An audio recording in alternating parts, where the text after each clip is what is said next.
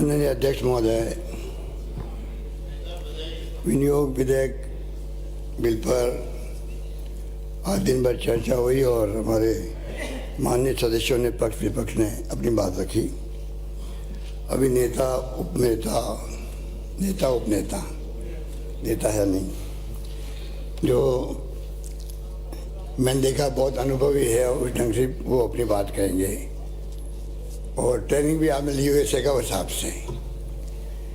पर अब आपको ये भी नहीं मालूम है कि ओवर ड्राफ्ट में और आपके जो है स्पेशल ड्राइविंग फैसिलिटी में क्या अंतर है। आप सदन को गुमराह कर रहे हैं। आपको मालूम होना चाहिए जो कुछ हम करते हैं केंद्र सरकार के एडवाइस पे ही कर सकते हैं। कर्जा लेना है बिना FRBM एक्ट के अंतर्गत ही ले सकते हैं।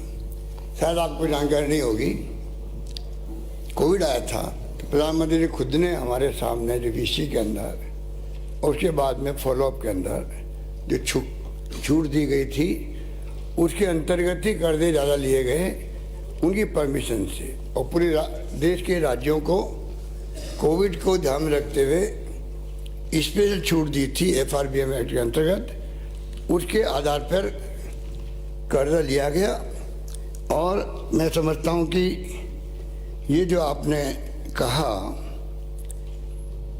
कि आपने कर्जा ले लिया, मैं आपको बताऊं कि स्पेशल ड्राइविंग फैसिलिटीज क्या है। क्यों बिना मतलब का विपक्ष जो है इसको गुमराह करने का प्रयास कर रहा है। इसके अंतर्गत हम लोगों ने 38,542 करोड़ और 81,000 के कर्जे 2 बार लिए। और आपको जानकर आश्चर्य होगा, खुशी होगी, ये हमारे वित्तीय प्रबंधन था जिसके कारण से हमारी बचत हुई ब्याज के अंदर। राज्य के द्वारा RBI में किए गए निवेश जो होता है, जो राज्य सरकारें निवेश करती है एक्स्ट्रा पैसा RBI में, उसका 95% हम ले सकते हैं वापस। वो कर्जा इसलिए लिया गया, हम अगर मार्केट से बोरोइंग करते तो ज़्यादा ब्याज देना पड़ता। ये बहुत कम ब्याज के आधार पर कर्जा मिलता, टेम्परेरी लोन होता वो। उसके आधार पर जो है जो निवेश किया गया हमारे द्वारा उसमें 95% तक टेम्परेरी लोन जो कम दर पर मिलता है, इस सुविधा का लाभ उठा करके ये कर्जा लिया गया और दीर्घकालीन ऋण को डेफर कर विकास कार्य हेतु कम ब्याज पर अल्पकालीन ऋण से आवश्यकता को पूर्ण कर रही है। ये बुरा नहीं है। इसका कमेंट सुनिए आप। RBI कमेंट कर रही है इसके लिए। RBI ने भी कहा कि स्पेशल ड्राइविंग लिमिट फैसिलिटी, ये जो सुविधा दी गई है सबको, सब राज्यों को है, SDF का उपयोग करने को उचित ही नहीं बुद्धिमत्तापूर्ण माना गया है। बुद्धिमत्तापूर्ण माना गया है। आप सब देखिए, बुद्धिमत्तापूर्ण माना गया है। तो बुद्धिमानी के साथ वित्तीय प्रबंध करेंगे तभी तो इतना शानदार बजट पेश कर पाएंगे, लागू कर पाएंगे। कृपा करके, आप बहुत ज्ञानी हैं मुझे मालूम है, पर उसके बावजूद भी ये अकाउंटिंग के जो सिस्टम हैं ये कुछ अलग तरह के हैं। आपने कहा कि पेन अकाउंट सिस्टम जो केंद्र सरकार में लागू है, ये जो अभी सिलसिला चला है, कुछ आलोचना भी हो रही है, उसमें कोई दम नहीं है। ये हमने खाली प्रस्ताव दिया है। प्रस्ताव क्या दिया, जो केंद्र सरकार जो सिस्टम अपना रही है वही सिस्टम IT बेस्ड गवर्नेंस होने लग गई है। अब जरूरत नहीं है पोते पावड़े की लंबे चौड़े, इसलिए जानबूझ करके ये हमने प्रपोजल दिया है, परंतु बिना केंद्र सरकार के अनुमोदन के वो स्वीकृत नहीं हो सकता है। तो CNAG को डरने की कोई जरूरत नहीं है।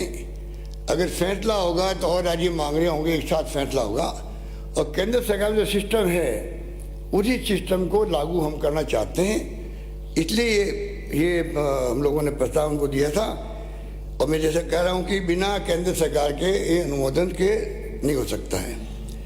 इसलिए ट्रेजरी सिस्टम जो है और पे अकाउंट सिस्टम के बारे में अलग अलग बात है। ट्रेजरी सब जगह हमारी है, इसलिए मैंने कहा कि इस सिस्टम के आधार पर हम लोगों ने इसको प्रपोजल किया है। माननीय अध्यक्ष महोदय, शानदार बजट आया है। मैं उम्मीद करता था कि अब तो ये मेरा वित्त मंत्री के रूप में 10वां बजट था, 10वां बजट है।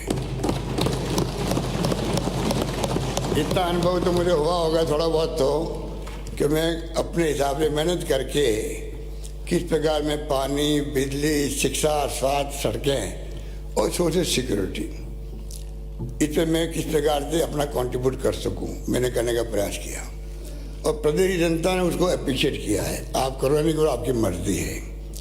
आप भी प्राइवेटली आप लोग कहीं करते हैं, मुझे मालूम है, पर हो सकता है कि आप लोगों को तकलीफ हो रही हो बोलने में, और वाजिब बात भी है। आप कैसे बोलेंगे, हाउस के अंदर कैसे बोल सकते हैं? पर माननीय अध्यक्ष महोदय, कुछ मैं आपको विशेषताएं बताता हूं जो हमने प्रयास करके अनाउंसमेंट भी की है। 23-24 में अभी इस बजट में हमने 1018 घोषणा मैंने करी है। अभी बजट पास आप करेंगे आज सदन के माध्यम से, पर हमने एडवांस के अंदर ही 250 स्वीकृति जारी कर दी। आप सोच सकते हैं कितना फास्ट हम चल रहे हैं। हम आपकी चिंता को यहाँ रखते हैं, विपक्षी चिंता को। हम कोई दिल्ली की सरकार की तरह नहीं है जो विपक्ष की परवाह नहीं करे। माइक बंद कर देते हैं, बोल देते नहीं हैं। आज तो हद ही कर दी, पूरी प्रोसीडिंग बंद कर दी।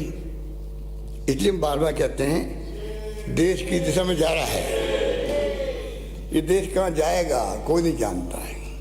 इस लोकतंत्र क्या होगा कोई नहीं जानता। हालात ये है, वो बहस का विषय अभी नहीं, इसलिए मैं नहीं बोलना चाहता, पर हालात बड़े गंभीर है। आप भी और हम भी सब जो है, उद्देश्य हम सबका एक है, इसलिए थोड़ी चिंता आपको भी होनी चाहिए। बहुत हालात स्थिति अच्छी नहीं है। अध्यक्ष महोदय, बजट पेश करने के बाद मैंने तमाम सचिवों को बुला करके मैंने इंस्ट्रक्शन दे दिए। ABC मैंने कैटेगरी बनवा दी, उसी ढंग से फैसले शुरू भी हो गए। घोषणा पत्र में अध्यक्ष महोदय जो वादा किए थे वो 80% वादे मैंने पूरे किए जन घोषणा पत्र के, और 16% प्रगति रथ है। हर बजट की शानदार चर्चाएं देश में भी हुई है, प्रदेश में भी हो रही है। 4 साल बिना टैक्स का बजट पेश किया मैंने, ये 5वां बजट भी बिना टैक्स का है। और कोविड के बावजूद भी हमारी रेवेन्यू कलेक्शन बढ़ रहा, हम अच्छी स्थिति में आ रहे हैं।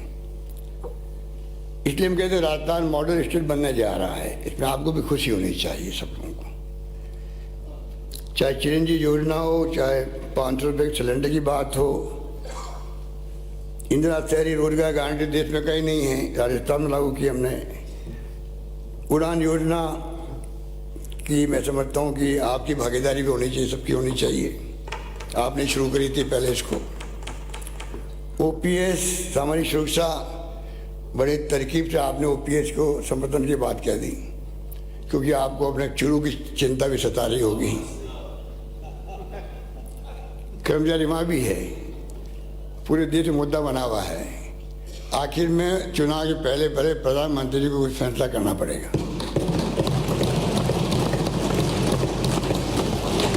महाराष्ट्र में, कर्नाटका में, हरियाणा के अंदर सब जगह धरने चल रहे हैं। समझ जाओ, ये मानवीय दृष्टिकोण जो हमने फैसला किया है। आप गिनते हो कि बाद में 25 में 30 में क्या होगा, तो 65 साल तक माननीय अध्यक्ष महोदय OPS रही रहा है देश के अंदर। 65 साल में जो सुई नहीं बनती थी, हम बार बार कहते हैं बिजली क्या होती लोग समझते नहीं थे। वहाँ से शुरुआत करी कांग्रेस ने और कहाँ पहुँचा दिया देश को। आज आधुनिक भारत जो है, जिसपे मोदी जी गर्व करते हैं दुनिया में जाकर के, आधुनिक भारत का निर्माता कांग्रेस और कांग्रेस नेता रहे और कोई नहीं रहा है।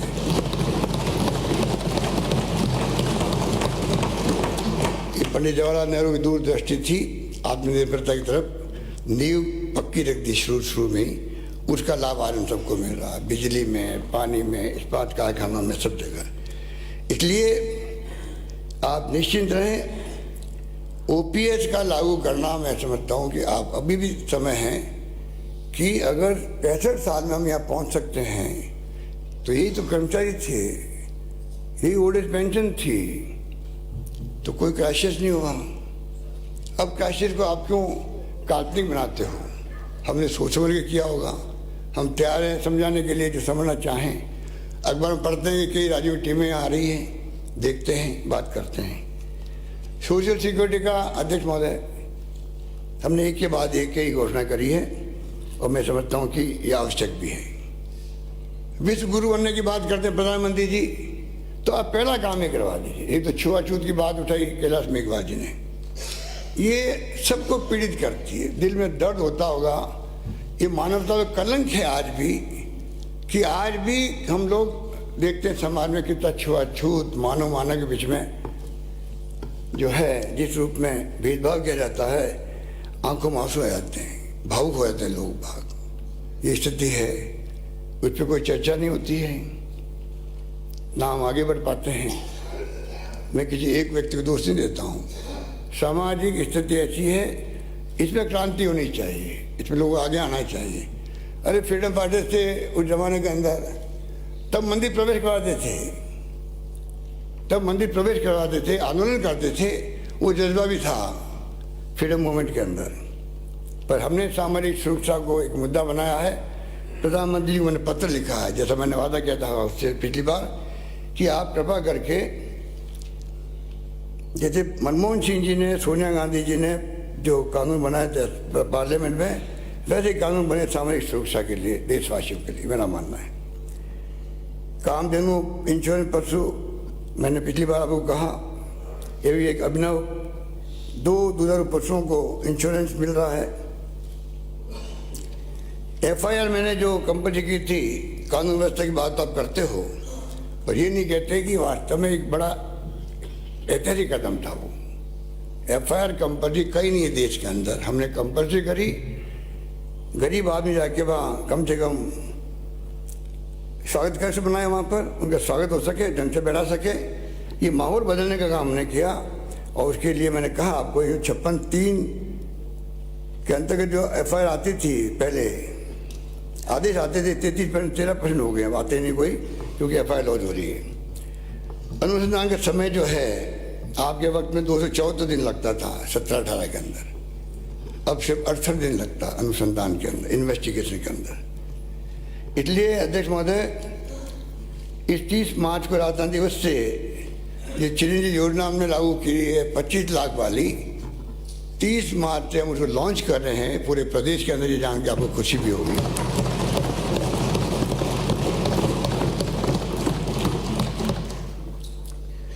अध्यक्ष महोदय,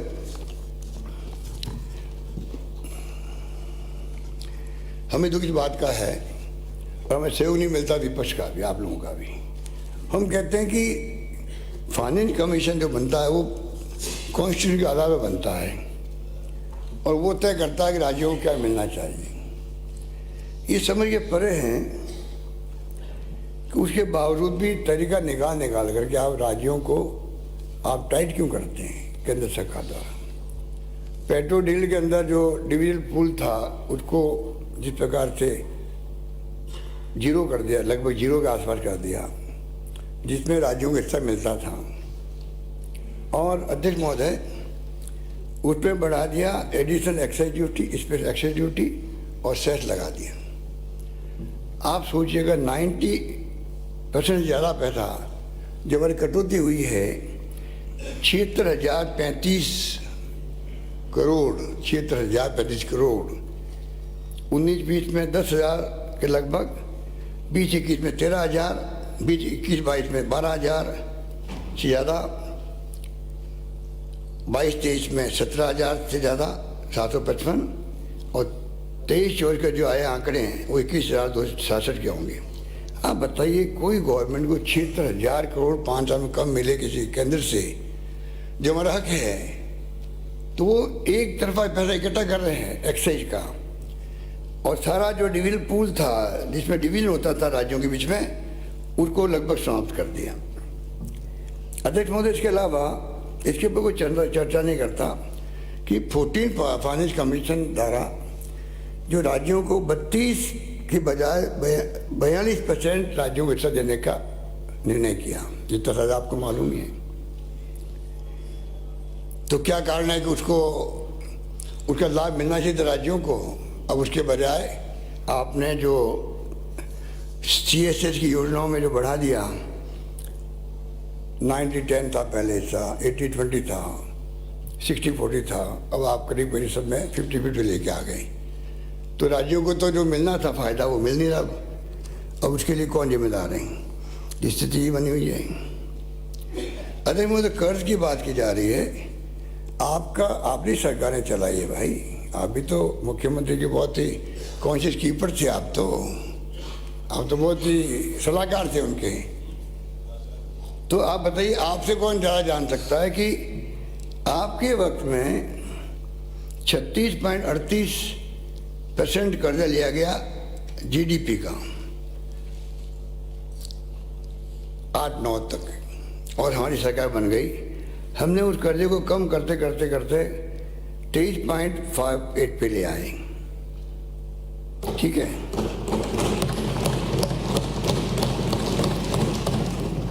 और आप देखिएगा कि आपकी पुनः सरकार आ गई 14 के अंदर।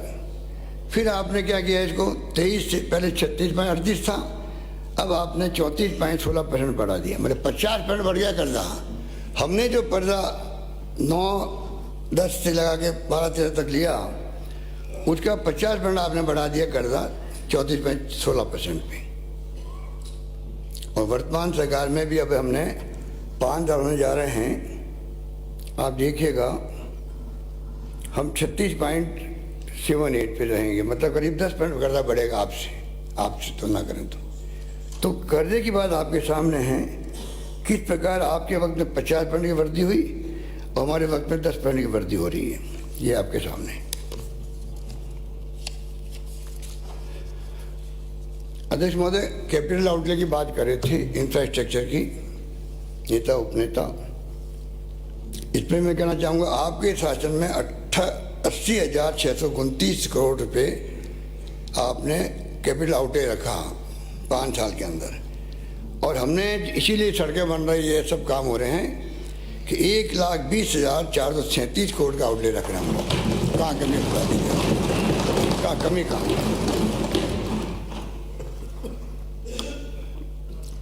अध्यक्ष महोदय, लगभग दुगना है ये, आपसे आउटलेट लगभग दुगना है। अध्यक्ष महोदय, ये मैं पिछले वक्त में मैं बोल चुका हूं कि हमने हर क्षेत्र में जो है, शिक्षा व खेल कला में 74% आपसे ज़्यादा पैसा खर्च किया है, 94,728। स्वास्थ्य और परिवार कल्याण में आपसे 87% ज़्यादा पैसा खर्च किया, 38,926। पानी में स्वच्छता में 35,194 करोड़ खर्च किया ज़्यादा, 48%। सामाजिक सुरक्षा में 103% पैसा खर्च ज़्यादा हुआ आपसे, 53,000 करोड़। और सड़क में उसके अंदर 45% ज़्यादा पैसा खर्च किया। इस प्रकार से आप सोच सकते हैं कि लगभग 2,26,000 करोड़ के लगभग इनमें खर्च हुए हैं। तो कैपिटल आउटले में भी कोई कमी नहीं रखी, और जो इंफ्रास्ट्रक्चर के काम हैं उसमें भी हम लोग आपसे बहुत आगे हैं। अध्यक्ष महोदय, जिस प्रकार से बार बार विरोध कर रहे हैं प्रधानमंत्री जी स्वयं भी और वित्त मंत्री भारत सरकार, यहाँ आकर के बोल के गए कि हम कोई वापस पैसा देने वाले नहीं हैं। वो तो हमने कहा कि हम लड़ेंगे, जरूरत होगी तो सुप्रीम कोर्ट भी जाएंगे, अलग बात है। उसके बावजूद भी OPS रुकने वाली नहीं है, ये मैं कह सकता हूँ आपको।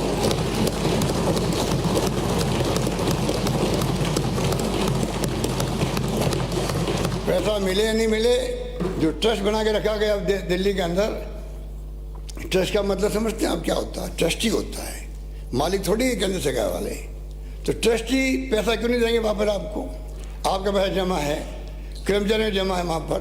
और क्या मैं फिर कहना चाहूँगा, क्या हम कर्मचारियों को शेयर मार्केट में छोड़ दें? क्या उनके ऊपर डिपेंड करा दें? भाई जो जैसे कैसी स्थिति बनेगी उस वक्त में अध्यक्ष महोदय देखा जाएगा, पेंशन उस ढंग से तय होगी। क्या मेंबर पार्लियामेंट, एमएलए, हम लोग जो पेंशन बढ़ाते हैं, तनख्वाह बढ़ाते हैं, प्रधानमंत्री को चाहिए नया कानून पास करे, पूरे देश के पार्लियामेंट के मेंबर हो चाहे एमएलए हो, सब अपनी तनख्वाह का एक हिस्सा कटवाए कर्मचारी की तरह, और पैसा जमा करवाए, शेयर मार्केट में जमा करवाए, म्यूचुअल फंड में जमा करवाए, और उनको कहो आप उस पर डिपेंड करेगा पेंशन आपको कितनी मिलती है। कर सकते हैं? तो आप अपन खुद नहीं कर सकते हैं, उनको उनके भरोसे कैसे छोड़ सकते हैं? अडानी जी के शेयर ध्वस्त हो गए, धड़ाम गिर गए, बताइए आप। तो वो गिर गए तो सबके पैसे डूब गए, पता नहीं किसी का क्या डूबा होगा, तो टाइम बताएगा। तो आप बताइए कैसे शेयर मार्केट पे आप ये कैसे, आपने ठीक कहा, राज्य सरकार ने उसको अनुमोदन किया था, हमने भी किया था, सबने किया। तो अनुभव क्या कहता है? ह्यूमन राइट कमीशन विरोध कर रहा है, CNAG कहता हुए नियम कायदे इसके नहीं बने, जुडिशल कमीशन कह रहा है हम लागू नहीं करेंगे। अब स्थिति क्या बन गई है? स्थिति अध्यक्ष महोदय बन गई है, हाईकोर्ट के जजेस, सुप्रीम कोर्ट जजेस तो लेंगे OPS, लोअर कोर्ट के जजेस जो हैं वो लेंगे NPS, राजस्थान को छोड़ करके। यहाँ तो हमने इंतजाम कर दिया उनके लिए भी। आर्मी, नेवल और air force OPS, BSF, Indo Tibetan police, ये सभी जितनी पैरामिलिट्री है NPS। क्या मतलब भाई, ये भेदभाव क्यों हो रहा? फिर सबको एक साथ देते मालूम पड़ता आपको? तो ये जो मैं जो बार बार बोलता हूँ, ये मेरी पीड़ा भी है कि हमारे खिलाफ बहुत आर्टिकल आ रहे हैं OPS को लेके। तो मैं कहना चाहूँगा कि इसका जवाब दे कि आज तक देश चला है OPS के माध्यम से, अब क्यों नहीं वित्तीय प्रबंधन हो सकता है? क्यों नहीं हम लोग इस पर विचार करें और OPS लागू करें पूरे देश के अंदर? अध्यक्ष महोदय, हम लोगों ने कहा था हम युवाओं को समर्पित करेंगे बजट को, उसके लिए अध्यक्ष महोदय हमने कोई कमी नहीं रखी। नौकरी दी हम लोगों ने, करीब 1,45,000 नौकरी लग चुकी है, 1.25 लाख प्रोसेस चल रहा है।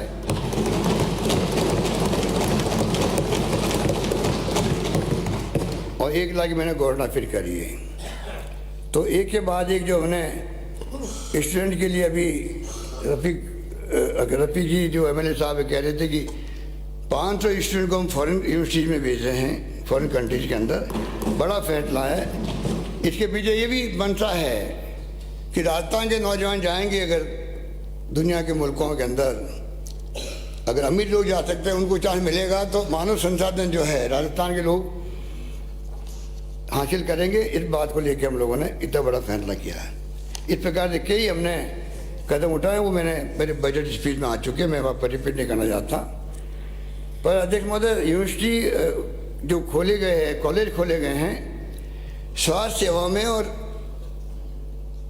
एजुकेशन के अंदर, जिस प्रकार राजस्थान जंप किया है उस पर हम सबको गर्व होना चाहिए। 2018 के अंदर तक मतलब 250 कॉलेज थी और 47 कॉलेज गर्ल्स की थी। इन 5 सालों में अभी हाल ही में मैंने बजट और घोषणा की है, कुल मिलाकर के 250 तो थी 75 साल में, और ये हैं 282 कॉलेज से 5 साल के अंदर।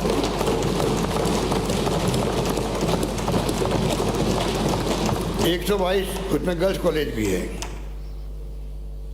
12 कॉलेज थी, कृषि कॉलेज थी 19 तक। आज हम लोगों ने देख रहे हैं कि 4 साल में 42 कॉलेज खोल दी है, और साथ इस बजट में मैंने घोषणा करी है 49 हो जाएगी। सबसे ज़्यादा यूनिवर्सिटी राजस्थान के अंदर है। एविएशन यूनिवर्सिटी जिसमें आने वाले वक्त में pilot, instructor, air hostess, hostage सब बनेंगे। एविएशन यूनिवर्सिटी जैसे फुर्सतगंज में है अमेठी के अंदर, जब मैं केंद्रीय मंत्री था सिविल एविएशन का, उस वक्त बनी हुई थी, वो बनी है। मुझे खुशी है कि राजस्थान में एविएशन यूनिवर्सिटी की मैंने घोषणा करी है, उसको हम लोग लागू करवाएंगे। आप कोई मौका नहीं देंगे कि पिछली बार की तरह हरदेव जोशी विश्वविद्यालय को बंद कर दिया आप लोगों ने, जो पत्रकारिता का था। स्पोर्ट्स यूनिटी बंद कर दी, बंद क्या कर दी, कागज में रख दी। वो लोग भूले नहीं हैं अभी तक भी किन कारणों से आपने लॉ यूनिवर्सिटी बंद कर दी, समझ में नहीं आता। हिंदुस्तान के इतिहास में एक बार यूनिवर्सिटी खुलने के बाद में कोई बंद नहीं हुई है, सिर्फ आपने ये काम किया है और किसी ने नहीं किया है। माइनिंग यूनिवर्सिटी, मेडिकल यूनिवर्सिटी, दूसरी वेटनरी यूनिवर्सिटी, दिव्यांगों के लिए यहाँ जयपुर में भी, जोधपुर में इसी संस्था से खुल रही है। कहने का मतलब अध्यक्ष महोदय ये है, राजस्थान में जितनी प्रीमियर संस्थाएं देश की है, IIT, IIM, AIIMS, IIIT, MNIT, NIFT, FDDI, medical university, colleges, Ayurveda university, agriculture universities, sports, law, police university जैसे संस्थान सब यहाँ पर मौजूद है। अब हमारे यहाँ के छात्रों को महाराष्ट्र में, कर्नाटक में जाने की जरूरत नहीं पड़ेगी। ये बहुत बड़ा कदम जो हमने उठाया था 20-22 साल पहले, जब अध्यक्ष महोदय आप भी मंत्री थे, उस वक्त में जो फैसला हुआ उसका परिणाम आज है कि आज जाल बिछ गया देश राजस्थान के अंदर तमाम उन प्रीमियर संस्थाओं के बनने पर। लोग कहते हैं कि यूनिवर्सिटी वोट नहीं मिलते हैं। अरे खाली वोट की चिंता नहीं करते, हम राजस्थान युवाओं का भविष्य भी देखते हैं, भविष्य कैसे सुधरेगा, ये हमारी ड्यूटी रहती है।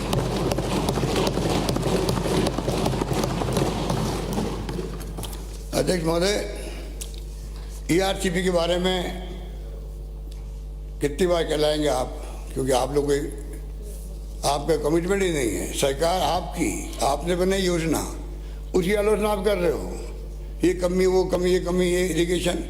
मुझे बताइए, आप योजना आपने बनाई, हम आगे बढ़ा रहे हैं, और कभी तो केंद्र सरकार मना करती है, रोक दो काम को, और प्रधानमंत्री जी ने पता नहीं नया फॉर्मूला दे दिया आकर के। मैं उम्मीद करता था प्रधानमंत्री जी से 2 साल के अंदर वो घोषणा करके जाएंगे, कोई घोषणा नहीं हुई, कोई जवाब है? क्यों नहीं आप मदद कर रहे हो? आप देखिएगा कि कावेरी नदी विवाद चल रहा है देश, आप सबको मालूम है। वहाँ 60% डिपेंडेबिलिटी पर परवीन दीदी वहाँ पर, वहाँ अगर आप छूट दे सकते हो परियोजना को, तो राजस्थान में छूट क्यों नहीं मिलती है? कर्नाटक में ऊपरी भद्रा प्रोजेक्ट जिसकी लागत करीब 21,450 करोड़ है, उसे राष्ट्रीय परियोजना का दर्जा देने की मांग उन्होंने करी। दर्जा नहीं दिया तो उनको कम से कम 5,300 करोड़ रुपये प्रावधान कर दिया, पर राजस्थान के लिए कुछ नहीं। हमने इस बार 13,500 करोड़ रुपये रखा उस योजना के लिए। कुछ बातें ऐसी है जिसमें पक्ष विपक्ष में समझता हूँ मिलकर ही चल सकते हैं, या तो आप हमें समझा दीजिए, हम आपको समझा देंगे, पर भारत सरकार में जाके तो बात एक ही कर सकें, उसमें क्या दिक्कत हो सकती है? कि राजी करते हैं ऐसा?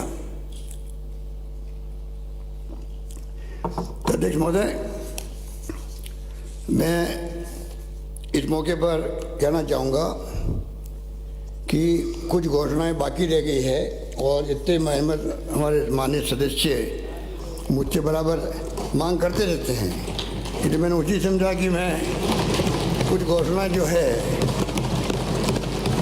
कुछ को मैं अनाउंस करूं, कुछ मैं टेबल पर रखूं, क्योंकि वरना बहुत टाइम लग जाएगा।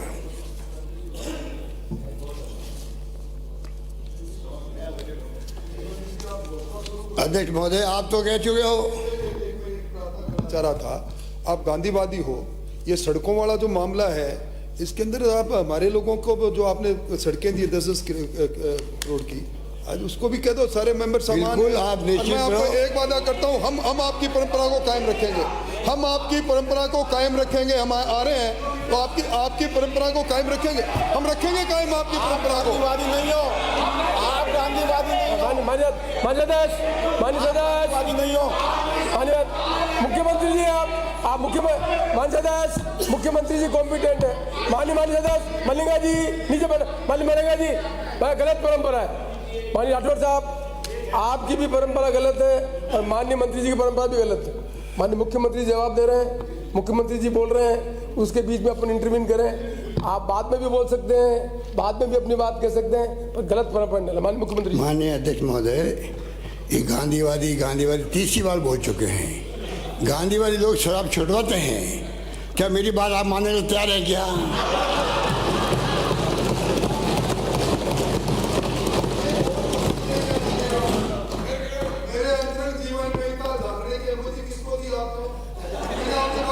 भैया, कभी कभी मित्रों के लिए जागना पड़ता है, उनके इंटरेस्ट के अंदर, उनके इंटरेस्ट में जागना ही पड़ता है, क्योंकि मैं स्वास्थ्य संबंधी चिंता बहुत करता हूँ। जो रतनगढ़ से आने वाले माननीय सदस्य ने जिस प्रकार से कमेंट किए हैं वो एक बहुत दुखद है। और मुझे बहुत दुख है कि हाउस के अंदर इस प्रकार कमेंट भी हो सकता है। क्या क्या मेरे बारे में, क्या क्या सुधीर भंडारी के बारे में बोला गया, आप सोच सकते हो। और आपने कहा कि उनकी फैमिली ने आपको फ़ोन किया और कहा आपके मित्र जाने वाला है। ये आपका मकसद क्या है कहने का? अब खुशी होनी चाहिए कि आज भी रतनगढ़ से आने वाले सदस्य यहाँ बैठे नहीं बैठे मुझे पता नहीं, वो आज हमारे बीच में हैं। भगवान उनको लंबी उम्र दे।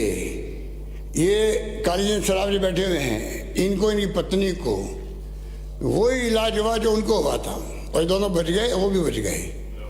उसको लेके आपने जिस प्रकार कमेंट किए यहाँ पर वो अनफॉर्चुनेट है। और मैं समझता हूँ कि मैंने पूरी जांच करवाई है उसकी, और जांच के अंदर ये स्थिति थी। पूरा मैं नहीं पढ़ूंगा, टाइम लग जाएगा। मैंने आपके आरोपों की पूरी जांच करवाई जिससे इस सदन के सामने सच्चाई आ सके। जब आपका इलाज चल रहा था तो IL-6 टेस्ट की वैल्यू 773 से अधिक आई, जिससे साइटोकाइन स्ट्रोक आ सकता है। इसी स्ट्रोक से कोविड के अधिकांश मरीजों से मृत्यु हुई। इसी पैरामीटर को कंट्रोल करने के लिए टोसिलीजुमेब इंजेक्शन लगाया गया। आप बताइए क्या, आप बताइए क्या कसूर किया उन्होंने? Not allowed. आप बताइए कालीचंद सराफ जी, प्लीज नीचे बैठे, प्लीज बैठे, नीचे बैठे, नीचे बैठे। Mr. Rathod, I will not allow it. Mr. Rathod, no, he's on leg. I will name, I'll throw him out. नीचे बैठे, please. नीचे बैठे, नीचे बैठे, नीचे बैठे आप, नीचे बैठे, नीचे बैठे मिस्टर, नीचे बैठे। मानसदास, आपका काम नहीं है, मेरा काम है। ये आपका काम नहीं है, मैं इतना कमजोर नहीं हूँ। मानसदास, मैं फिर आपको कह रहा हूँ, मैं मुख्यमंत्री ऑन लेग, आपको बोलने का अधिकार है, लेकिन इस तरह का नहीं है। आपको फिर अभी नहीं बोलेंगे, बात है नहीं बात। I throw you out, I will throw you out. Mister Rathore, I will not tolerate it. He has a right to speak it, but not in between CM. आप अपने सदस्य को भी कंट्रोल नहीं कर सकते।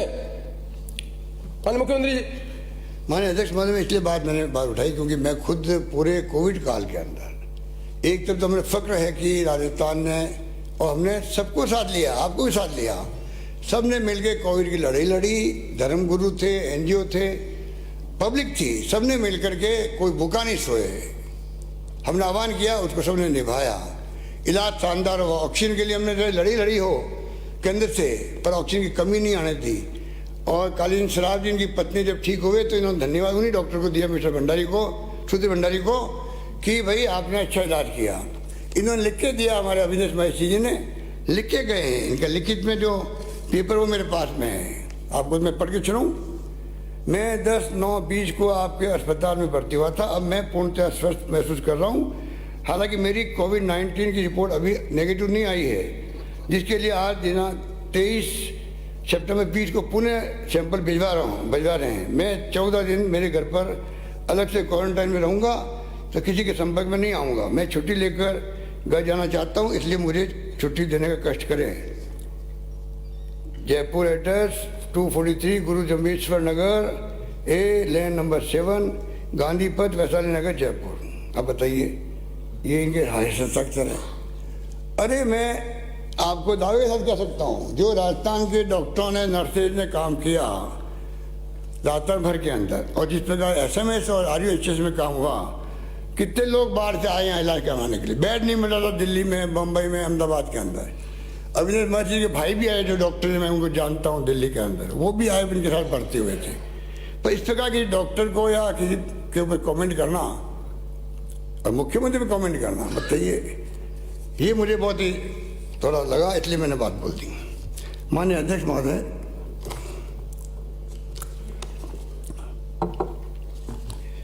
तेईस 10 जनवरी 23 को प्रस्तुत बजट तथा दिनांक 16 फरवरी 23 को बजट बहस के जवाब में की गई घोषणाओं के माध्यम से, जहां हमने अल्प आय वर्ग के साथ ही मध्यम वर्ग को भी महंगाई से राहत देने का प्रयास किया, वहीं युवाओं के लिए रोजगार के अवसर तथा प्रदेश की चौमुखी विकास के लिए आधारभूत ढांचे को सुदृढ़ करने का कार्य भी किया। इसी क्रम में अब मैं नवीन घोषणाएं माननीय सदन के समक्ष प्रस्तुत कर रहा हूँ। शिक्षा एवं युवा विकास वर्ष 22-23 के बजट में मेरे द्वारा जयपुर में JLN मार्ग पर एजुकेशन हब बनाने की घोषणा की गई थी। इसी कड़ी में आगामी वर्ष राजस्थान विश्वविद्यालय कॉमर्स कॉलेज और राजस्थान कॉलेज के अपग्रेडेशन हेतु 50 करोड़ रुपये के कार्य हाथ में लिए जाएंगे। हमारे द्वारा कोरोना काल के दौरान शिक्षा में हुए नुकसान की भरपाई के लिए इस वर्ष कक्षा 8 तक के विद्यार्थियों के लिए ब्रिज कोर्सेज चलाए गए थे। इनकी सफलता को देखते हुए आगामी वर्ष भी 75 करोड़ रुपये व्यय कर ब्रिज कोर्सेज चलाया जाना प्रस्तावित है। इससे लगभग 70 लाख विद्यार्थी लाभान्वित होंगे। स्कूल शिक्षा की सुविधा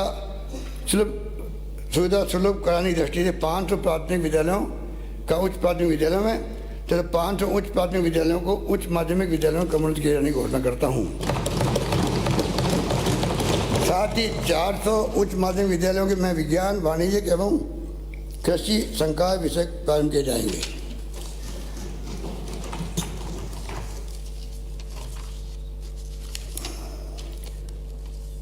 माननीय अध्यक्ष महोदय, प्रदेश में शिक्षण सुविधा विस्तार हेतु विभिन्न विद्यालय, छात्रावास, IIT कॉलेज, विद्यालय, महाविद्यालय के क्रमोन्नत नवीन विषय संकाय प्रारंभ करने के साथ साथ अन्य सुविधाएं का विस्तार किया जाएगा, जिनका विवरण सदन के पटल पर रख रहा हूँ।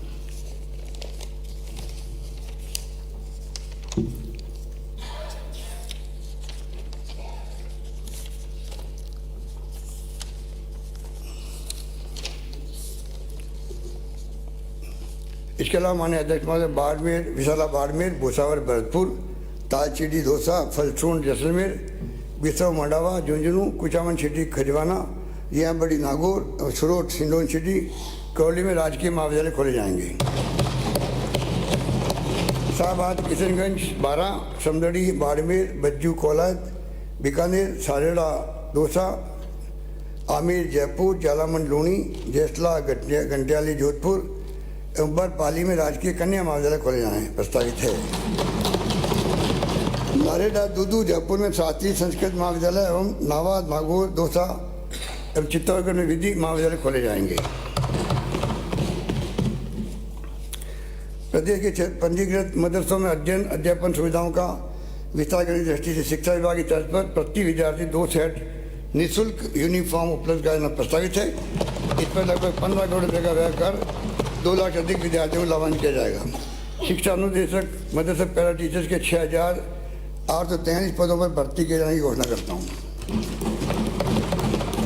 राज्य में युवाओं विद्यार्थियों के सर्वांगीण विकास में NCC की महत्वपूर्ण भूमिका को ध्यान रखते हुए NCC ग्रुप मुख्यालय जोधपुर में प्रशिक्षण अकादमी की स्थापना की जाएगी। इस पर 15 करोड़ रुपये का व्यय होगा। युवाओं को खेलों की रुझान बढ़ाने तथा खेल प्रतिभाओं को प्रोत्साहन करने के लिए हमारे द्वारा राजीव गांधी ग्रामीण और शहरी ओलंपिक का आयोजन किया जा रहा है। इस प्रकार पंचायत से राज्य स्तर पर होने वाली खेल गतिविधियों को सुचारू रूप से संपादित करने के लिए संभाग स्तर पर खेल प्रबंधक तथा जिला स्तर पर सहायक खेल प्रबंधक के नवीन पदों का सृजन किया जाना प्रस्तावित है। चूरू व पाली में 10 करोड़ रुपये की लागत से स्पोर्ट्स स्कूल स्थापित किए जाएंगे। खेल प्रतिभाओं को समुचित प्रोत्साहन देने के लिए उठाए गए कदमों की कड़ी में खेल अकादमी, स्टेडियम, इंडोर हॉल आदि के निर्माण विकास कार्य कराए जाएंगे, जिसका विवरण सदन के पटल पर प्रस्तुत कर रहा हूं।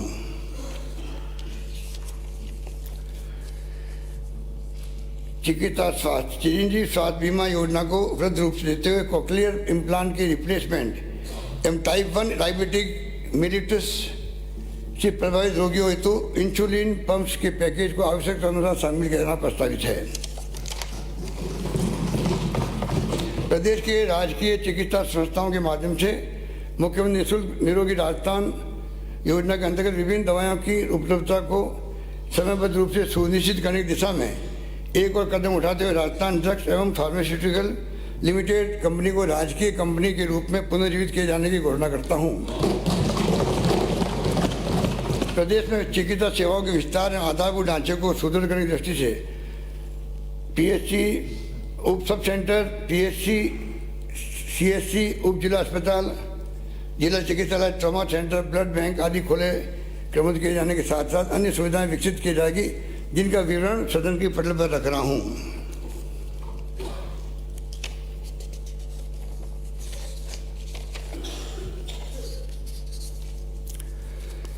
सभी मानसिक चिकित्सालय महाविद्यालय जयपुर में चिकित्सा सुविधाओं के विस्तार हेतु स्ट्रोक इंटरवेंशन लैब स्थापित की जाएगी।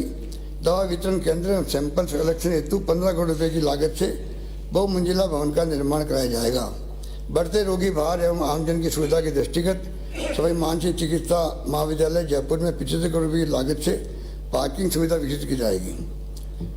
सड़क सुरक्षा की दृष्टि राज्य सरकार द्वारा मान्यता प्राप्त वाहन चालन प्रशिक्षण केंद्रों स्कूलों के निर्धारण प्रशिक्षण वाहनों को मोटर वाहन कर से मुक्त किया जाएगा।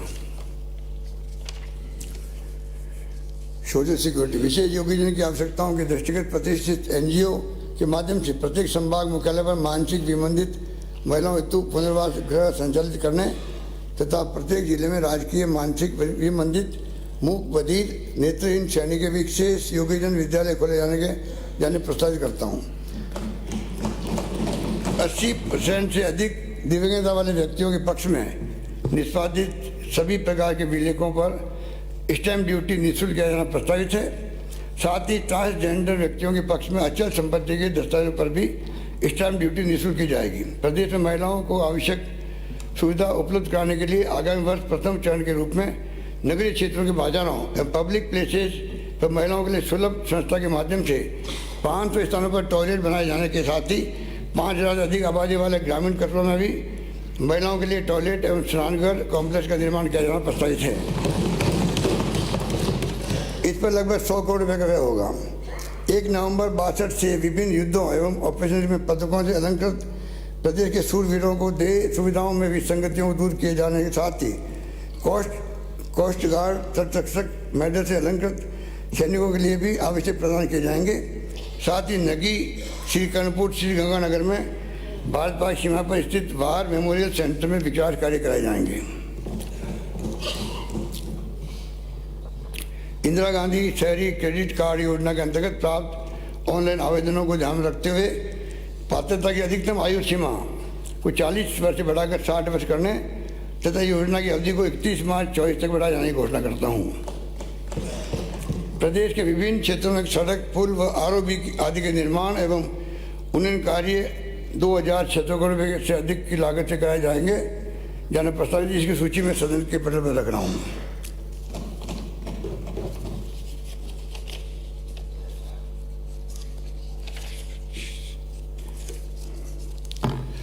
माननीय विधायकगण द्वारा वर्ष 11 के बाद घोषित राजस्व गांवों को सड़क से जोड़ने की मांग को देखते हुए मेरे द्वारा वर्ष 23-24 के बजट में 500 से अधिक आबादी वाले राजस्व गांवों को डामर सड़कों से जोड़ने की घोषणा की गई थी। आदिवासी एवं मरुस्थलीय क्षेत्रों की परिस्थिति को देखते हुए अब मैं इन क्षेत्रों के 250 से अधिक आबादी वाले राजस्व गांवों को चरणबद्ध रूप से जोड़ना पसंद करता हूँ।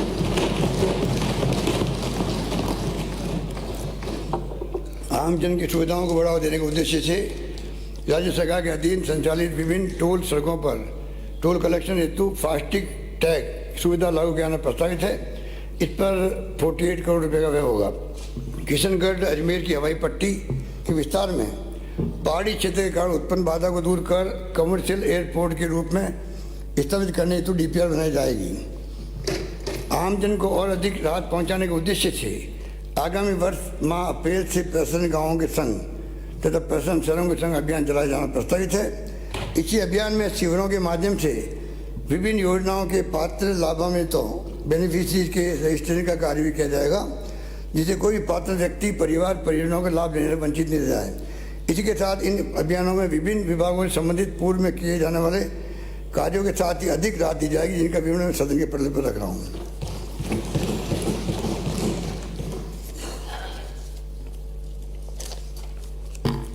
प्रदेश के सुनियोजित विकास हेतु 189 शहरों के लिए मास्टर प्लान बनाए जा चुके हैं। इसी कड़ी में नवगठित 44 नगर पालिकाओं तथा इस बजट में घोषित नगर निकायों के मास्टर प्लान भी तैयार किए जाने प्रस्तावित है। साथ ही निकाय सीमाओं की समीक्षा कर विस्तार किया जाएगा। सरकारी सामुदायिक परिसंपत्तियों भूमियों को अतिक्रमण से सुरक्षित रखने के लिए MLA-led योजना में बाउंड्री वाल के साथ साथ तारबंदी को भी अनुमति करना प्रस्तावित करता हूँ। अमृत 2.0 योजना के अंतर्गत राज्य के 29 शहरों में सीवरेज के कार्य कराए जाएंगे। इस हेतु 4700 करोड़ रुपये की परियोजनाओं के कार्य हाथ में लिए जाएंगे। जयपुर हेरिटेज क्षेत्र की पुरानी एवं जीर्ण सीवरेज लाइनों को बदलने का कार्य कराया जाना प्रस्तावित है। इस पर 296 करोड़ रुपये व्यय होंगे। प्रदेश में सीवरेज व ड्रेनेज संबंधी विभिन्न कार्य कराए जाएंगे, जिनकी सूची सदन के पटल पर रख रहा हूँ। 34 डोल तालाब 12 का सौंदर्यीकरण एवं विकास कार्यों हेतु 50 करोड़ रुपये व्यय किए जाएंगे। साथ ही श्री गलता पीठ जयपुर में वर्षा जल संचय कर कानोता बांध तक ले जाने एवं कियारा बांध की मरम्मत पुनर्निर्माण हेतु डीपीआर बनाई जाएगी। पेयजल माननीय सदस्यों के माध्यम से कई स्थानों की पेयजल संबंधी समस्या की जानकारी प्राप्त हुई है। अतः आने वाले गर्मी के मौसम में आमजन को राहत पहुंचाने के उद्देश्य से मैं प्रत्येक विधानसभा क्षेत्र में आवश्यकता अनुसार 40 हैंडपंप तथा 10 ट्यूबवेल तक लगाए जाने का प्रस्तावित करता हूँ। जल जीवन मिशन के अंतर्गत जाखम बांध से उदयपुर, प्रतापगढ़, चित्तौड़गढ़ एवं राजसमंद जिलों के 8 कस्बों व 1473 गाँवों के लगभग 3 लाख परिवारों हेतु 4,674 करोड़ रुपये व्यय कर घर घर जल कनेक्शन उपलब्ध कराए जाने प्रस्तावित है। प्रदेश में पेयजल सुविधा के विस्तार हेतु विभिन्न कार्य कराए जाएंगे, जिनका विवरण सदन के पटल पर रख रहा हूँ।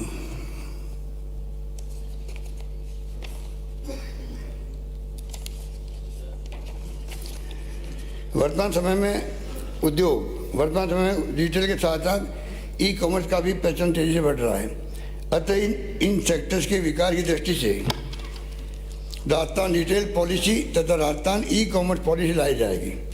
प्रदेश में विशेष योग्यजन, एकल महिला एवं अन्य वंचित वर्ग को रोजगार के अवसर प्रदान करने के लिए रिटेल सेक्टर्स में प्रतिष्ठित प्राइवेट पार्टनर के माध्यम से 1000 फ्रेंचाइजीज खोली जाएगी। इस हेतु चयनित व्यक्तियों को ट्रेनिंग कराने के साथ ही प्रति फ्रेंचाइज 1 लाख रुपये का अनुदान दिया जाना प्रस्तावित करता हूँ। राज्य में खनिज बजरी के अवैध खनन पर प्रभावी नियंत्रण एवं आमजन को सस्ती बजरी उपलब्ध कराने के लिए चयनित स्थानों पर नदियों में 100 हेक्टेयर आकार तक के प्लाट बनाकर पिट माउथ पर न्यूनतम विक्रय मूल्य पर बजरी उपलब्ध कराने वाले निवेदक दाताओं को खनन पट्टे आवंटित किया जाना प्रस्तावित है।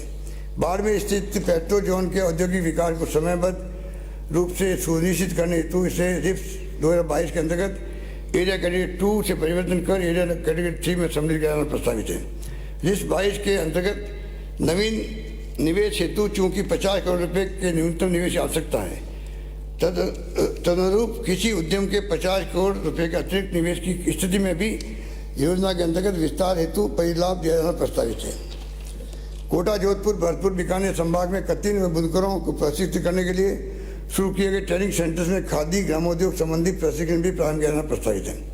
प्रदेश में ईज ऑफ डूइंग बिजनेस की दिशा में एक और कदम बढ़ाते हुए अग्निशमन अनापत्ति पत्र एनओसी की प्रक्रिया के सरलीकरण के साथ साथ शुल्क को डिजिटल करते हुए ऑटोमेटेड स्वीकृति जारी करना ज़्यादा प्रस्तावित है।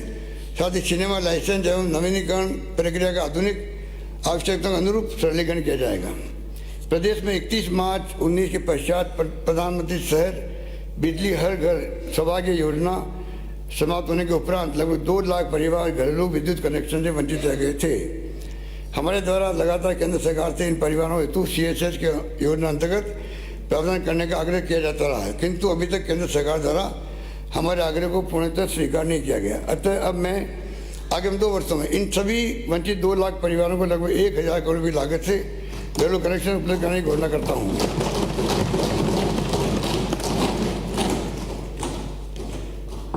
कृषि श्रेणी के नियमित अथवा कटे हुए तथा गैर कृषि क्षेत्र के अंतर्गत कटे हुए विद्युत कनेक्शनों हेतु 31 दिसंबर 22 तक देय विलम्ब राशि व ब्याज में चरणबद्ध छूट की अवधि 30 सितंबर 23 तक बढ़ाया जाना प्रस्तावित है। इससे 22 लाख से अधिक उपभोक्ता लाभान्वित होंगे। ऊर्जा तंत्र के आधारभूत ढांचे को सुदृढ़ करने के लिए विभिन्न श्रेणी के GSS स्थापित करने के साथ साथ विद्युत कार्यालय खोले जाएंगे, जिसका विवरण सदन के पटल पर रख रहा हूँ।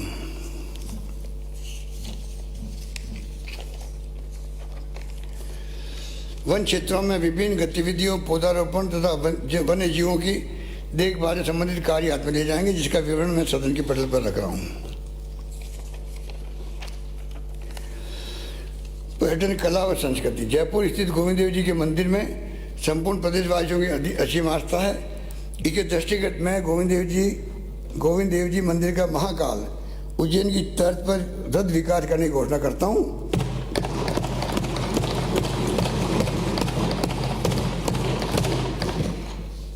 प्रथम आगामी वर्ष इस हेतु 100 करोड़ रुपये का प्रावधान प्रस्तावित है।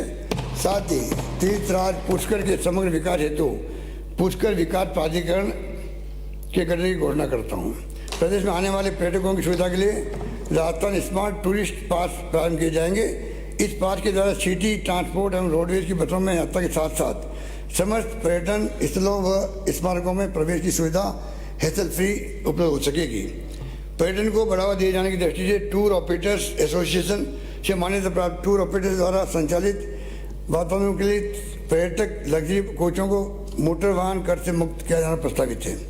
सामलिया सेठ चित्तौड़गढ़ में जल जीवनी एकादशी मेले को भी 50% बस किराया छूट योजना में शामिल किया जाएगा।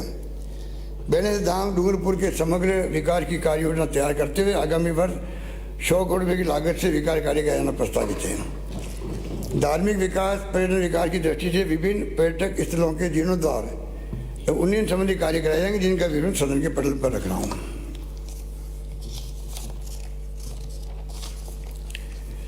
प्रदेशवासियों विभिन्न मंदिरों में अगाध आस्था को देखते हुए त्रिपुरा सुंदरी माता मंदिर बांसवाड़ा, कनी माता बीकानेर, कैला देवी गोवर्धन पर्वत भरतपुर, सालासर चूरू, सांवलिया सेठ चित्तौड़गढ़, मेहंदीपुर बालाजी करौली, खोले के हनुमान जी संगमवरी माता सांबर जयपुर, रामदेवरा तनोट माता मंदिर जैसलमेर, श्रीनाथ जी नाथद्वारा राजसमंद, वी तेजा जी नागौर, खाटू श्याम जी सीकर, एकलंगी जी उदयपुर सहित अन्य महत्वपूर्ण मंदिरों में पेंदोरमा आधारभूत सुविधाओं का समग्र विकास किए जाने हेतु 10 करोड़ रुपये की लागत से डीपीआई बनाई जाएगी। अजमेर में पतिराज, बीकानेर में साहब विकाजी, आश्विन भीलवाड़ा में बगड़ावत सवाई भोज, शाहपुर भीलवाड़ा में केसी सिंह भारत, चित्तौड़गढ़ में पन्ना राय, दौलपुरा चित्तौड़गढ़ में अमराजी भगत, जयपुर में महात्मा ज्योतिबा फुले व शिवदासपुरा, जयपुर में स्वामी आत्माराम जी लक्ष्य, जोधपुर महर्षि नवल स्वामी, जालोर में वीरम देव कान्हर देव चौहान, गोविंदा उदयपुर में राणा पूंजा, पोकरण जैसलमेर में इंदिरा माँ शक्ति भारत एवं करौली में कैला देवी के 15वां मनाए जाएंगे। देवस्थान विभाग के अधीन 593 मंदिरों में पोशाक, रंग रोगन एवं मरम्मत आदि कार्य कराए जाएंगे।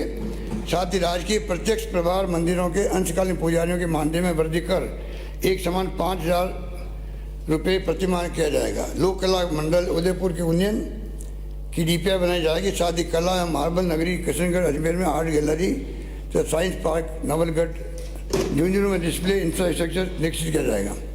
मौलाना अबुल कलाम आज़ाद अरबी फारसी शोध संस्थान टोंक में पब्लिकेशन कम म्यूजियम ब्लॉक का निर्माण किया जाएगा। कृषि व समन क्षेत्र में साइट स्पेसिफिक न्यूट्रिएंट मैनेजमेंट एवं फलदार पौधों की जल मांग की सटीक जानकारी के लिए 10,000 किसानों को new generation technology auto sensors एवं फर्टिगेशन के प्रयोग के लिए अनुदान दिया जाएगा। इसके अतिरिक्त 10,000 किसानों को उठी हुई क्यारी बनाने हेतु रिच बेड प्लांटर यंत्र भी अनुदानित दर पर उपलब्ध कराए जाएंगे। इस हेतु 50 करोड़ रुपये का व्यय प्रस्तावित है। प्रदेश में कृषकों की आय बढ़ाने एवं नॉन एग्रीकल्चर सीजन में आय के विकल्प प्रदान करने के लिए ट्रैक्टरों के व्यावसायिक पंजीयन पर लगने वाले एक बारी शुल्क को 6,000 से घटाकर 500 रुपये किया जाना प्रस्तावित है। साथ ही नियमित fitness certificate fees, inspection fees व ग्रीन टैक्स को 2,300 से घटाकर 200 रुपये किया जाना प्रस्तावित है।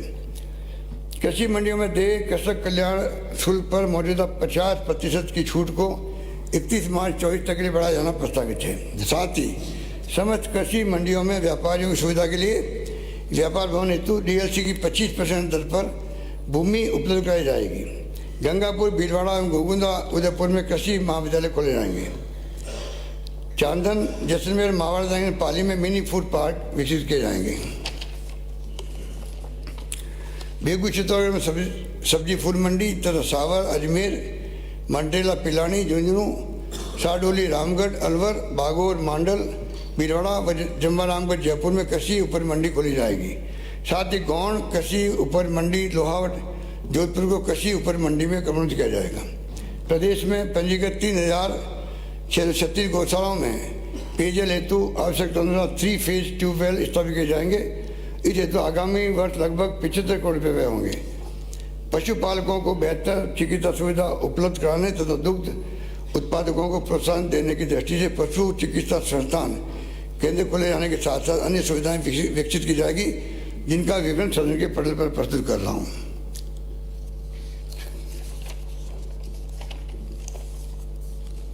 आगामी 3 वर्षों में Dholpur community lift irrigation scheme के अंतर्गत धौलपुर, राजाखेड़ा व सेपू के 28,800 हेक्टेयर नहरी क्षेत्र को सूक्ष्म सिंचाई के तहत शामिल किया जाएगा। इससे 15,000 किसान लाभान्वित होंगे। मेरे द्वारा 16 फरवरी 2023 को प्रदेश में 100 एनीकटों के निर्माण, जीर्णोद्धार व 100 नहरी तंत्रों के जीर्णोद्धार हेतु 400 करोड़ रुपए के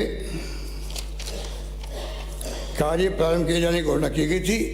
इस क्रम में माननीय सदस्यगण प्रदेश के किसान भाइयों की ओर से कार्य की महत्ता को देखते हुए और अधिक प्रस्ताव प्राप्त हो रहे हैं। अतः मैं एनीकटों के निर्माण, जीर्णोद्धार व नहरी तंत्र के जीर्णोद्धार हेतु निर्धारित की गई 400 करोड़ रुपये की राशि को बढ़ाकर 800 करोड़ रुपये करने की घोषणा करता हूँ।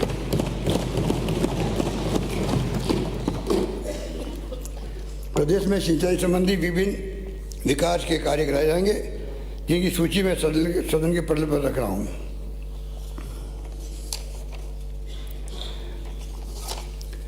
बारह जिले की परवनबद्ध सिंचाई परियोजना में अट्टू के 17, अंता के 10 और मांगरोल 10 वंचित गांवों को शामिल करने हेतु डीपीआर बनाई जाएगी। साथ ही सदार से चूरू के 58 वंचित गांवों के रकबों को चौधरी कुमाराम आर्य लिफ्ट कैनाल योजना में शामिल किया जाएगा। बांधों व नहरों के सुचारू संचालन हेतु गेज रीडर, ऑपरेटर, ग्रेड 3 आदि 3,000 कार्मिकों की भर्ती की जाएगी। कानून व्यवस्था, प्रदेश में आपराधिक गैंग्स की गतिविधि तथा पड़ोसी राज्यों से अपराधियों के आवागमन पर नियंत्रण की दृष्टि से हम राजस्थान संगठित अपराध का नियंत्रण कानून ला रहे हैं। इसी क्रम में क्षेत्र में प्रभावी कार्रवाई सुनिश्चित करने की दृष्टि से 3 अतिरिक्त कमांडो प्लाटून की स्वीकृति करना प्रस्तावित करता हूँ। राजस्थान पुलिस अकादमी जयपुर में centre of cyber crime investigation स्थापित किए जाने के साथ साथ सिंथेटिक एथलेटिक ट्रैक का निर्माण किया जाएगा। इन पर 19 करोड़ का व्यय होगा। राज्य में शहरों एवं कस्बों में सड़कों पर बढ़ते वाहनों के दबाव की स्थिति में सुगम यातायात व्यवस्था कायम किए जाने हेतु ट्रैफिक पुलिस को सुदृढ़ करने की दृष्टि से 500 पुलिस कांस्टेबल, हेड कांस्टेबल एवं उप निरीक्षक स्तर के पद सृजित किया जाना प्रस्तावित है।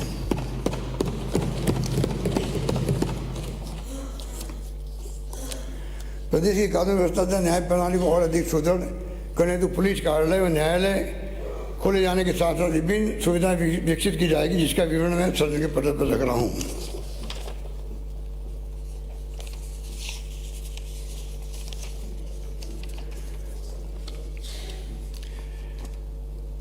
आमजन को पारदर्शी एवं त्वरित सेवाएं उपलब्ध करवाने तथा कार्य में होने वाले वर्क प्रोसेसिंग को आईटी के माध्यम से ऑनलाइन करने में आज प्रदेश संपूर्ण देश में अग्रणी स्थान रखता है।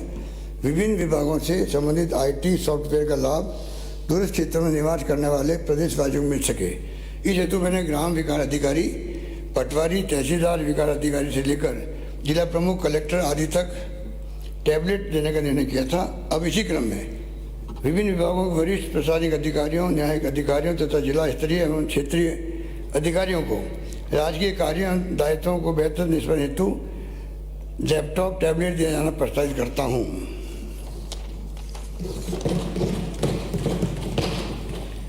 माननीय सदस्य को याद होगा कि प्रदेश के इस विकसित आईटी तंत्र का लाभ घर बैठे प्राप्त करने हेतु संबल प्रदान करने की दृष्टि से मैंने गत बजट में चिरंजीवी परिवारों की महिला मुखिया को स्मार्टफोन में इंटरनेट कनेक्टिविटी उपलब्ध कराने हेतु मुख्यमंत्री डिजिटल सेवा योजना की घोषणा की थी। इस निर्णय के पश्चात अंतर्राष्ट्रीय स्तर पर स्मार्टफोन ऑटोमोबाइल्स में प्रयोग किए जाने वाले चिपसेट की क्राइसिस उत्पन्न हो गई। इस कारण स्मार्टफोन की उपलब्धता की समस्या के साथ ही कीमतों में वृद्धि हो गई थी। फिर भी हम इस कार्य को अब चरणबद्ध रूप से पूर्ण करेंगे। प्रथम चरण के रूप में आगामी वर्ष बहन बेटियों के पावन पर राखी से चिरंजीवी परिवारों की सरकारी विद्यालयों में 10वीं से 12वीं कक्षा में अध्ययनरत छात्राओं, सरकारी उच्च शिक्षण संस्थाओं, महाविद्यालय, ITI, पॉलिटेक्निक में अध्ययनरत छात्राओं तथा विधवा एकल नारी पेंशन प्राप्त कर रही महिलाओं को इस योजना अंतर्गत स्मार्टफोन उपलब्ध कराए जाएंगे।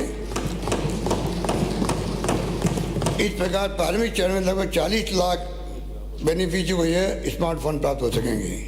प्रदेश में कुशल वित्तीय एवं बजटीय प्रबंधन के साथ साथ कर प्रणाली के सरलीकरण हेतु integrated financial management system IFMS 3.0 तथा integrated tax management system ITMS लागू करने के साथ ही सरकारी खरीद प्रक्रिया हेतु नवीन राजस्थान लोक उपपन पारदर्शिता अधिनियम RTPP एक्ट रूल्स तथा वित्तीय लेखांकन व सार्वजनिक निर्माण संबंधी integrated Rajasthan financial accounting rules बनाया जाना प्रस्तावित है।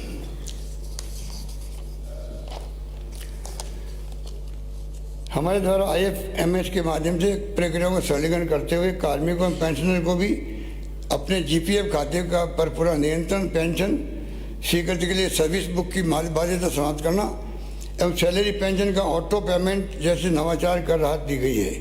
इसके उपरांत भी वर्तमान में कार्मिकों को रिटायरमेंट के समस्त पेंशन परिलाभ प्राप्त होने महीनों का समय लग जाता है। अब कार्मिकों को और अधिक राहत देने की दृष्टि से माह मई 23 से रिटायरमेंट के दिन ही समस्त पेंशन परिलाभों की स्वीकृति जारी करने की घोषणा करता हूँ।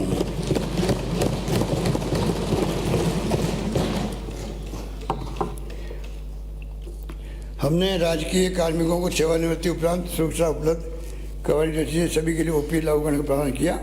माननीय सदस्य को विदित होगा कि प्रदेश में 80 वर्ष से अधिक आयु के पेंशनर को पेंशन राशि में वृद्धि का लाभ प्राप्त होता है। आयु बढ़ने के साथ ही अतिरिक्त वित्तीय सुरक्षा की आवश्यकताओं को ध्यान रखते हुए अब मैं 75 वर्ष से अधिक आयु के पेंशनर को पेंशन राशि में बेसिक पर 10% अतिरिक्त अलाउंस उपलब्ध कराने की घोषणा करता हूँ। राज्य के कार्मिकों को उनके द्वारा सातवें वेतनमान में वेतन निर्धारण हेतु दिए गए विकल्प के कारण वेतन में हो रही हानि को देखते हुए नियमों में पुनः विकल्प दिया जाना प्रस्तावित करता हूँ। इससे उनके वेतन में वृद्धि हो सकेगी। कार्मिक अपनी जरूरतों की पूर्ति के लिए प्रतिमाह मिलने वाले वेतन पर निर्भर रहते हैं। आकस्मिक आवश्यकता होने पर भी कार्मिकों को वेतन लाभ मिले, इसके लिए अनुपातिक आधार पर माह के बीच में भी अग्रिम वेतन आहरण एडवांस सैलरी विड्रॉल की सुविधा उपलब्ध कराने की घोषणा करता हूँ। राजकीय कार्मिकों को खेलों के क्षेत्र में प्रोत्साहित करने की दृष्टि से अंतर्राष्ट्रीय एवं राष्ट्रीय स्तर की खेल प्रतियोगिताओं में उत्कृष्ट प्रदर्शन करने वाले कार्मिकों को स्पेशल अलाउंस इंक्रीमेंट दिया जाना प्रस्तावित है। कार्मिकों द्वारा अपने कर्तव्यों के निर्वहन के लिए स्वयं की दक्षता में वृद्धि सतत रूप से किया जाना अत्यावश्यक है। इस दृष्टि से प्रदेश के apex capacity building institute Harishchandra Mathur Rajasthan लोक प्रशासन संस्थान के यूनियन के साथ ही संस्थान के अंतर्गत सिविल सर्विस ऑफिसर्स इंस्टीट्यूट की स्थापना के लिए 25 करोड़ रुपये का प्रावधान किया जाना प्रस्तावित है। राज्य के कार्मिकों की सुविधा के दृष्टिगत में Rajasthan civil service appellate tribunal की स्थायी पीठ जोधपुर में भी खोलने की घोषणा करता हूँ। प्रदेश में प्रशासनिक इकाइयों के विस्तार एवं सुदृढ़ीकरण हेतु प्रशासनिक इकाइयों कार्यालय खोले क्रमबद्ध किए जाएंगे, जिसका विवरण सदन के पटल पर रख रहा हूँ।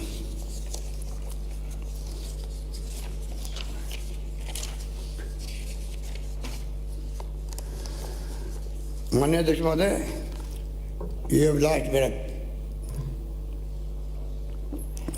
ये पैरा अपना में बहुत महत्व रखता है, क्योंकि मैंने कहा था कि अध्यक्ष महोदय मैंने कहा था कि हमारे माननीय सदस्य मुझसे मांगते मांगते थक जाएंगे, मैं देते नहीं थकूँगा।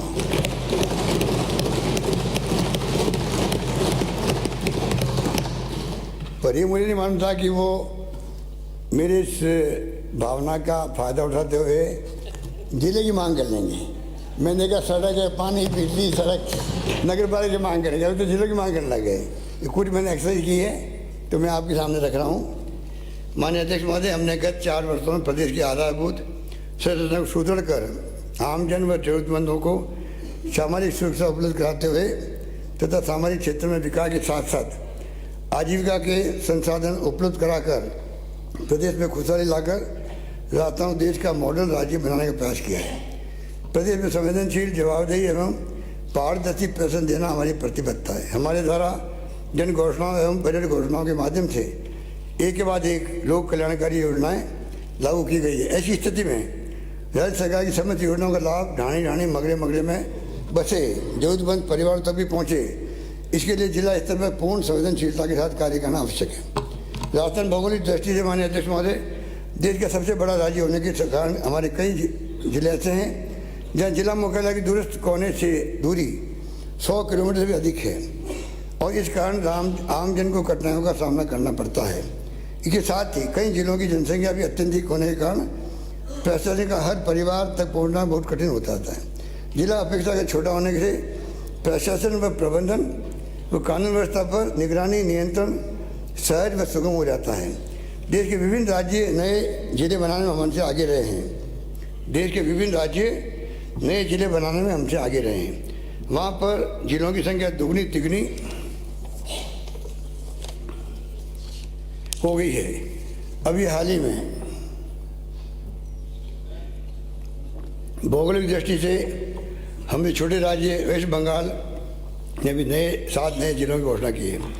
इसी कारण प्रदेश से भी कई स्थानों में नए जिले बनाने की मांग प्राप्त हुई है। हमने इन प्रस्तावों के विस्तृत अध्ययन करने के लिए उच्च स्तरीय कमेटी गठन किया था, जिसकी अंतिम रिपोर्ट प्राप्त हो गई है। इस विषय में प्राप्त समस्त प्रस्तावों पर प्रदेश की वर्तमान प्रशासनिक इकाइयों की संरचना का विस्तृत अध्ययन एवं विवेचना के उपरांत अब मैं प्रदेश में नए जिले बनाने की घोषणा करता हूँ।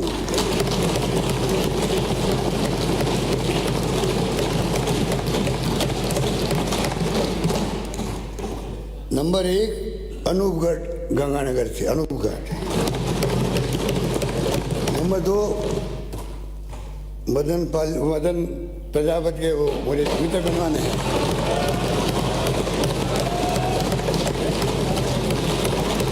अरे आप भी बजाओ भाई, उनको चप्पल तो पहनवाओ।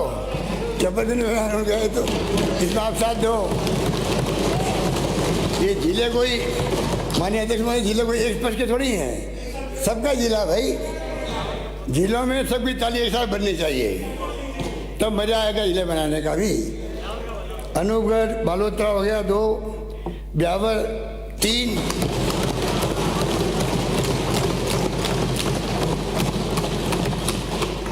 डी भरतपुर 4, डीडवाना कुचामन 5, दूदू जयपुर 6, गंगापुर सिटी सवाई माधोपुर 7, जयपुर उत्तर जयपुर दक्षिण जयपुर, जोधपुर पूर्व जोधपुर पश्चिम जोधपुर, टेकड़ी अजमेर टेकड़ी, कोतपुतली बेरोड जयपुर अलवर, खेरतल अलवर, नीम का थाना सीकर,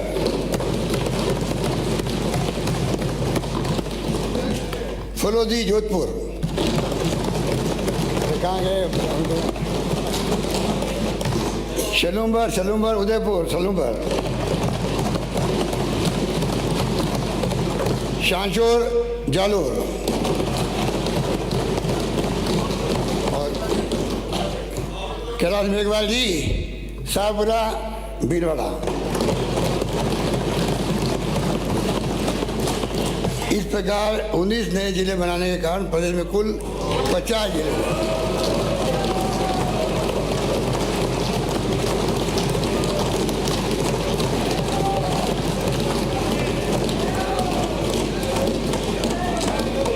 इस प्रकार 19 नए जिले बनाने के कारण प्रदेश में कुल 50 जिले हो जाएंगे। इन सभी का प्रदेश मुख्यालय से संपर्क संभागीय मुख्यालयों के माध्यम से होता है। अतः इस प्रबंध को सुदृढ़ करने की दृष्टि से प्रदेश में 3 नए संभाग मराठवाड़ा, पाली, सीकर बनाने की घोषणा करता हूँ।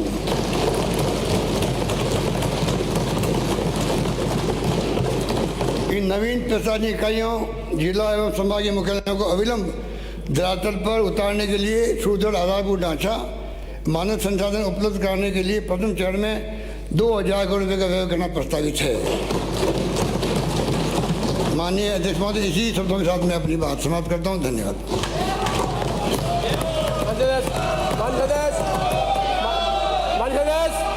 क्या हाउस में क्या है, कहीं सभा में बैठे हुए क्या? कोई विधानसभा और पब्लिक मीटिंग में कोई अंतर है?